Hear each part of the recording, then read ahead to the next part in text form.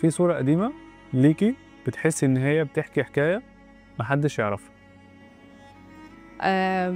مرّة خدت كلبي ورُحنا قعدنا في جنينة وهو قاعد يلعب وأنا باعيّط بس، لحد ما في لحظة كده وقفت مع نفسي وقُلت كفاية عياط، أنا مش باوصل لحاجة. في اللحظة دي مسكت موبايلي وصوّرت سيلفي وبصّيت لنفسي وقُلت كفاية، هنبدأ ندوّر على حل.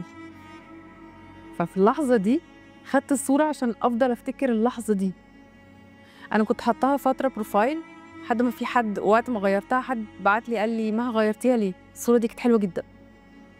فقُلت له: "بجد إيه اللي عجبك فيها؟" قال لي: "نظرة عينيكِ."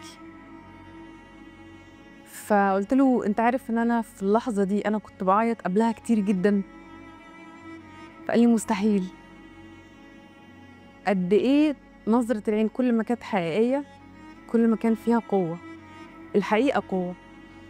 فدي الصورة اللي ما حدش عارف كان وراها إيه، بس أنا عارفة.